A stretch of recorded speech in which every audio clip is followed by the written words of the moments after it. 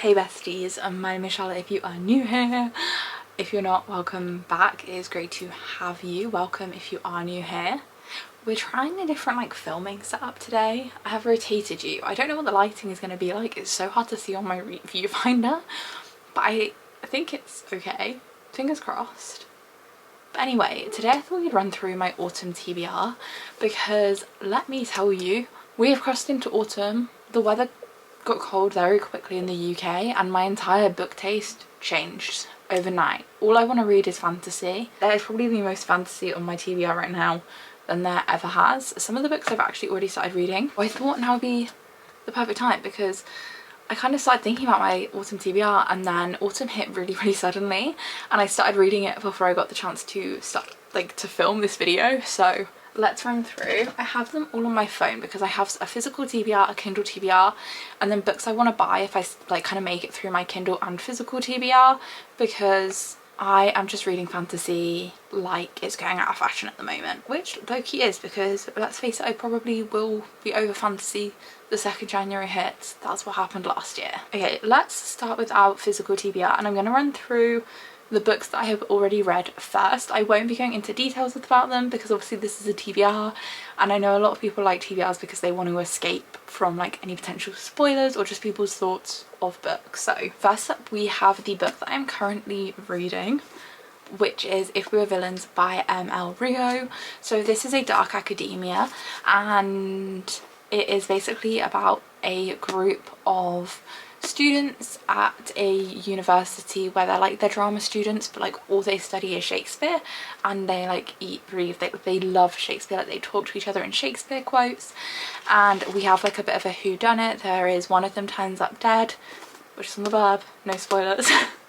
And then we kind of go into a whodunit. We have Oliver, who is our narrator and main character, who we know has been in prison for 10 years for a murder he may or may not have committed, but we don't know the details surrounding that. So then the story kind of works back and kind of goes back and tells you then what happened. So yeah, I'm really enjoying this. But as I said, we are not going to be talking about my thoughts and feelings, we're just talking about it as a TBR. So yeah, this was one of the books on my autumn TBR. Next up we have Emily Wilde's Encyclopedia of Fairies, and actually a book that I don't have but want to get is the second one, so Emily Wilde's Map of the Otherland. So this is one that I have read. This is about Emily Wilde. She is a scholar at Cambridge who is basically studying fairies and, well, they call them just fairies in this, they don't call them fae, and she has basically gone to the village of Harversnick, I think is how you say it, I don't know, I'm really sorry if I completely butchered that. But she has no intention of befriending the townsfolk, the people that live there. She is just there to get her work done and we kind of just follow her journey. One of her colleagues turns up and she just wants to basically uncover all of the secrets without getting anything too messy. She is very focused on her work and not so much the thoughts and feelings of the other people around her, which leads her down many a rabbit hole and many of an issue while she is in the village. So yeah, it's really interesting, really good. This is such a cozy fantasy and this is one of the only cozy fantasies that I have ever read, and I said I wasn't going to talk about this, but I did enjoy it. It is just a fun low stakes fantasy. There is some higher stakes stuff that happens more towards the end, but for the most part it's very cozy, very low stakes. And then we have the second book in the Belladonna series, which is Foxglove. So Belladonna is kind of a gothic style fantasy where we have our main character Signa, who in the first book we see goes to stay with a new family because basically all of her family and guardians keep turning up dead. So she's an orphan that just keeps getting passed from pillar to post because everyone keeps dying on her. And Death is a real character in this. We know him, he's a being, Signa can see him. So we've kind of just explored their journeys together at Hawthorne, which is the house that she goes to in book 1, and then we just carry on the story in book 2. These books are so moody, so atmospheric. I feel like that kind of just is a real trait of the gothic fantasy or just gothic books in general, and we really do see that in Foxglove and Belladonna. They're the perfect books for autumn. I read Belladonna in July, I think, and it definitely was just a little bit too summery to be reading that, but picking this up in September when it was dark and rainy and gloomy was absolutely perfect, and definitely such a good book for your autumn TBR. Okay, so now going into my actual physical TBR, we have quite a few books to talk about, so let's go. So a recent one on my TBR is The Invisible Life of Addie LaRue. I know this was a really popular book a while ago, but I wasn't really into like the fantasy genre or really book talk and booktube in general when this book was kind of everywhere. So I feel like I'm quite late to the party, so everyone may know what this is about, but I'm not too sure what this is about, other than we have the character of Addie LaRue who exchanges their like soul with the devil or something, basically to be able to live forever. But being able to live forever means that they are invisible and no one can see them. So we have some of that like magical element, and then I think it's also like a historical fiction. It says, France 1714, a desperate woman makes a desperate deal in the dark, a bargain to live forever but be remembered by none. So no one ever remembers her, which seems really interesting. I'm really excited to read it. It's a dazzling adventure across centuries and continents, across history and art. So yeah, I'm very excited to give this a read. Also, if you're new here, I don't ever try and find out more than the basics of a book. Like, I will not be talking in detail about like any of these books. We're just having a little chat, telling you what I will be reading and what you can maybe expect to see in reading vlogs. But yeah, I like to go into books blind. I get the most enjoyment out of books when I go into books fairly blind. I also think my camera is dirty. I feel like maybe you will see me completely differently now. Next up, we have a book that's been on my TBR for a while now, and I just haven't found the right time to read it. But I believe the second book in this series has just come out, which always motivates me to read a book a little bit more. We have A Crown of Ivy and Glass. I believe this is a fae-based fantasy.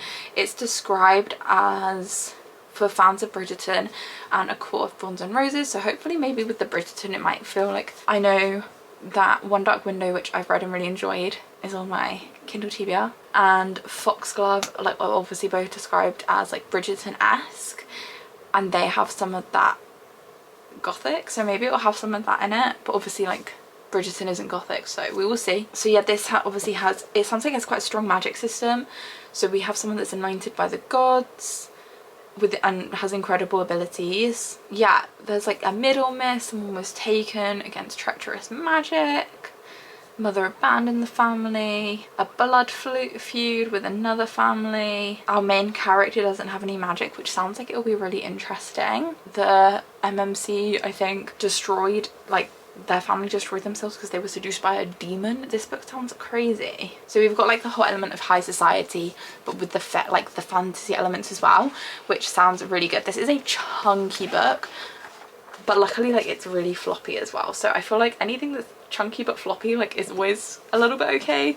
It makes it a bit more of a nicer read. But yeah, I'm excited to see what this is all about. I really like the cover as well. The cover really drew me in. And then we have a little bit of a break from fantasy. I did want to put like some non-fantasies on here, and I feel like from reading If We Were Villains, I might be end up in like a bit of a lit fic mood, just from like, obviously If We Were Villains isn't a fantasy, do you know what I mean? Anyway, so we have Sally Rooney, Beautiful World, Where Are You? This has been on my TBR for a while, and obviously Intermezzo does come out at the end of this month, and I can definitely see myself seeing everyone read Intermezzo and wanting to read this and then picking up Intermezzo. Right now I haven't pre-ordered Intermezzo purely because I love Normal People. I had mixed feelings about Conversations with Friends, so I wanted to read this, decide on this before I decided on if I'd pick up Intermezzo, because Intermezzo is a little bit different, I think, as well to anything that I would normally read. Like, I know there's, I think, chess involved, I don't really know. I just have heard that it's a bit different to her other books as well. But this is about Alice, who is a novelist. She meets Felix, who works in a warehouse, and asks him if he'd like to travel to Rome with her. In Dublin, her best friend Eileen is getting over a breakup and slips back into flirting with Simon, a man she's known since childhood. Alex, Felix, Eileen and Simon are still young, but life is catching up with them. They desire each other, but they delude each other. They worry about sex and friendship and the times they live in. Will they find a way to believe in a beautiful world? So, sounds kind of interesting. Kind of very lit fic vibes, very Sally Rooney vibes. So excited to kind of give this a go when I maybe needed like a little bit of a break from reading all of these fantasies. Next up we have another dark academia fantasy situation, and that is Ninth House by Leigh Bardugo. If I enjoy this as well, I will likely pick up Hellbent, which is the second book in this series.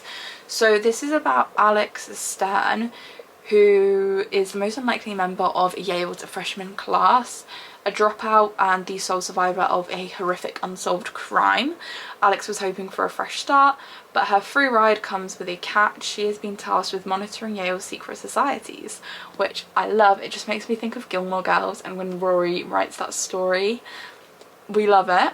Now there's a dead girl on campus and Alex is the only person willing to look deeper. Love it. I'm loving all of these like dark academia vibes at the moment. That's so fun, because the societies are far more sinister and extraordinary than anyone ever imagined. They tamper with forbidden magic, they raise the dead, and sometimes they prey on the living. So yeah, really excited to read this and just kind of see if I love the dark academia meets fantasy vibe, because I did for the Atlas 6, but obviously that's quite different because a lot of the academia in it is surrounding the magic system. So yeah, it'll be interesting to see how much I like this. And especially like, I feel like you can't take the plots of Olivia Blake books and be like, oh, I liked this book, so I'll like this book that's kind of got similar points, because so much of what I like about Olivia Blake's writing and her stories is the way she tells them and the way she writes. So I feel like it's unfair to be like, I like this dark academia from Olivia Blake, so I like this dark academia in general. Do you know what I mean? So then we have 2 of the final books in a series, because I need to finish this series, but this book is thick and it is putting me off. We have the final book and novella series thing of the Red Queen series. So we have Warstorm, which is just so thick. It's like 700 pages and the words are just so tiny. It's really putting me off, especially because I wasn't the biggest fan of the last book. I'm not going to talk about what this book is about because obviously like it will just be spoilers, but yeah, we have the final book in the Red Queen series. So the Red Queen series, if you are not familiar, is about a world where there are reds and there are silvers. Silvers are kind of the ruling class, the ruling elite. The royal family is silver, and then reds are like lower than. They are the ones that are doing kind of the military service. They do the factory work, kind of like that Hunger Games setup in a way. Like silvers are very much like the capital and reds are everyone else, and very much like District 12. We basically follow Mare's journey. She ends up working in the castle and then things kind of go a little bit crazy from there and we follow along. These books are always described as having trials in, and like they don't. I don't know why they're described as trial related books, because they quite literally do not have trials in at all that we really like fully see. It's a bit weird. I don't understand it. So, and then obviously Broken Throne is just the novellas. So we've got an unseated king, enemy brothers, a doomed queen, a silver princess, a young Scarlet Guard captain, and a hero. I think those are the names, or maybe that's just the blurb and I've just basically read the blurb out. But yeah, I'm not sure. That might not be those. Oh well, you get the gist. And then the final book that I have on my physical TBR is The Witches at the End of the World by Chelsea Iverson. This is a book that I picked up in the works last year and just didn't get to read it before Halloween. This is definitely one that I'm hoping to read around Halloween because it just is the vibes. It's witchy. So it's about witches in Norway. 2 sisters. For years they've been living alone, but one of them is tired of living in the shadows and longs for a life filled with the community, even if it means stifling her magic. But the other one is a witch through and through, with wrath always simmering just below the surface. Different as they may be, both will never forget the day they were driven from their village, the day their mother burned. It sounds really interesting, just like a nice witchy tale. It sounds like it could be quite scary because it says someone will have to burn and there's a curse, and yeah, it sounds like it could be a nice spooky season read. So then we have my Kindle TBR, which I have written down in my notes at. Okay, so the first book that I have actually already read on my Kindle is One Dark Window. This is a gothic fantasy with a really interesting magic system. So One Dark Window has the really interesting magic system with the mist that can give magic, but it is not allowed magic. Like you're not allowed to survive after you've been infected by that magic, because it's just not allowed magic. And then it also has these playing cards, which are another kind of magic, and each playing card has a different magic that it gives its user, but bad things happen if you use them for too long. It's a really interesting magic system, and again, it's in a gothic fantasy. Obviously it's super spooky, it's super cozy, it's super like dark because of the mist, like the magic is mist, so it's so atmospheric, and it is definitely like such an autumn read. And with that, I also have Two Twisted Crowns on my TBR. Two Twisted Crowns is the second book in the series. I absolutely love that it's a duology, and they did One Dark Window, Two Twisted Crowns. Like, how beautiful is that one? Too beautiful. I'm not too sure what Two Twisted Crowns is about. I just love going into books blind, especially books in the series when you get like a hint of a setup, but like you don't know the full setup. But One Dark Window was left on a cliffhanger, and I am so excited to see where it goes next, because I was not expecting the ending of One Dark Window at all. I was expecting to maybe get that what happened like kind of in book 2 or something. But yeah, I'm so excited to see where we're going to continue with this series. The next book I have on my Kindle TBR currently is The Crimson Moth. I have seen this everywhere, and I am loving witchy books at the moment. I recently read Hex and the City, which is a witchy book, but not in like a fantasy way. Like, it is set in the modern times, it's set in London, but the witchy vibes, like, I absolutely loved it. Obviously with Witches at the End of the World on my TBR as well. I'm really excited to read some witchy style fantasies. Again, I'm not too sure what Crimson Moth is about. I believe it's about a witch and a witch hunter, and they end up in like an enemies to lovers situation, which sounds incredible.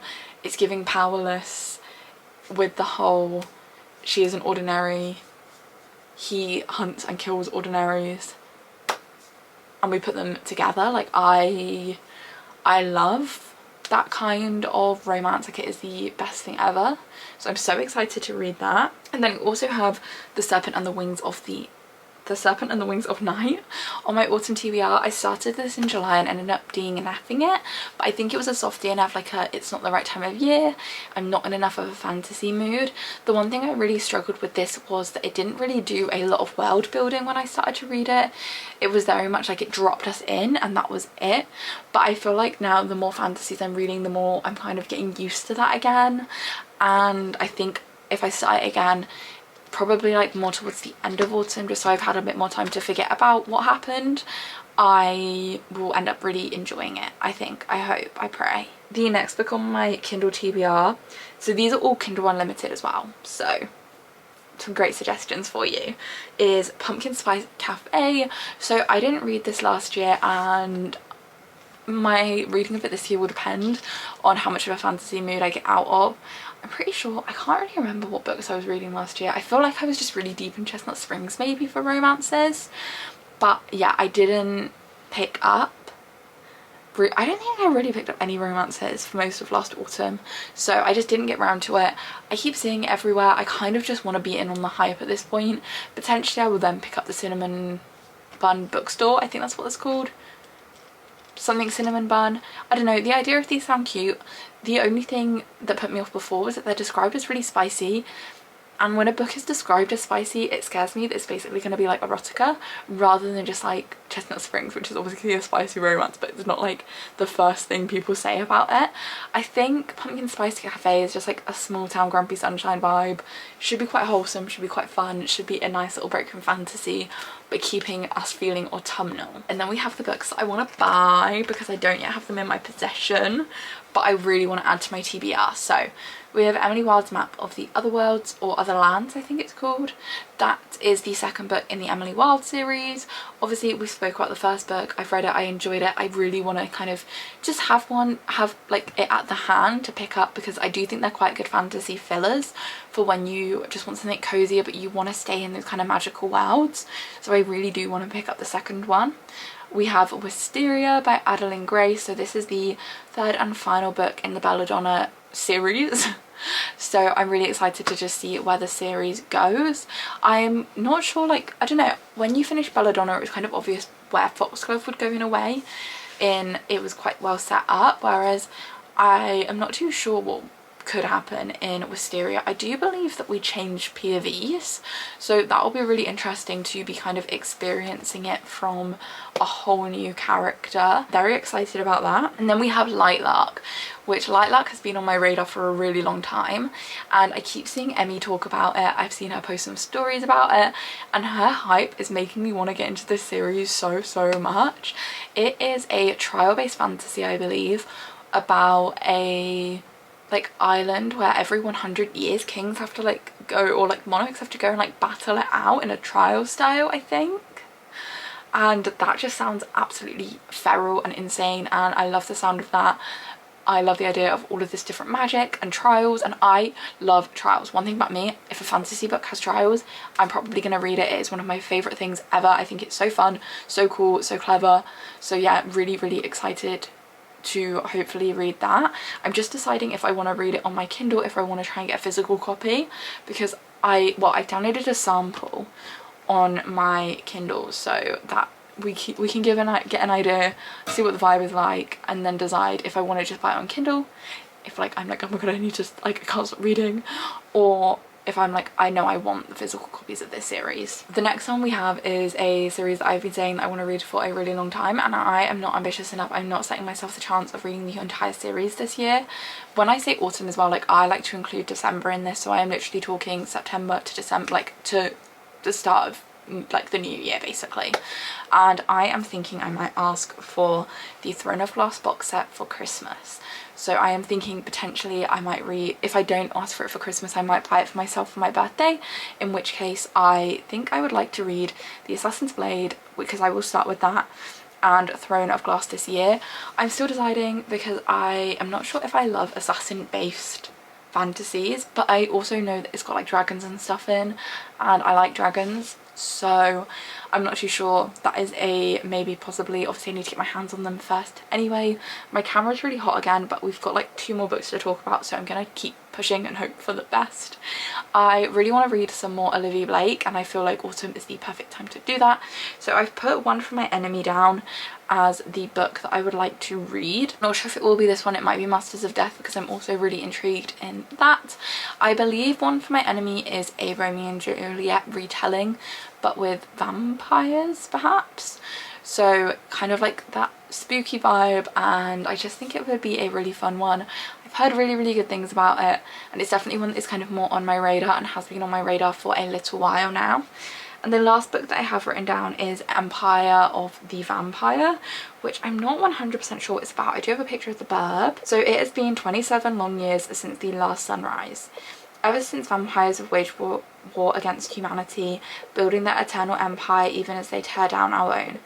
Gabriel de Leon, half man, half monster, and last remaining Silver Saint, a sworn brother of the Holy Silver Order dedicated to defending the realm from the creatures of the night, is all that stands between the world and its end. Imprisoned by the very monsters he has vowed to destroy, Gabriel is forced to tell his story, a story of legendary battles and forbidden love, of faith lost and friendships won, of the war of the blood and the further king, and the quest for humanity's last remaining hope, the Holy Grail. It sounds really interesting. I saw it in a bookshop the other day. It has the most stunning cover, so that is one of the books I'm really contemplating buying. But that wraps this video up. We have my entire autumn TBR. If there's any books that you think I might like, please suggest them to me, because I am always open to suggestions, especially when it comes to fantasies and autumn TBRs, because I didn't read fantasies for the whole like first half of this year really, and I was like, maybe I don't actually like fantasies, and I started reading them again and I was like, no, I do like fantasies. I need mood, like I need the atmospheric vibe for fantasies. So yeah, very excited about this autumn TBR. I'm gonna wrap this up because I'm really scared that my camera's just gonna like break, but thank you so much for watching. It's been so fun chatting away to you, and if you've made it this far, comment the little falling leaves autumn emoji, and hopefully I will catch you in the next one. Bye!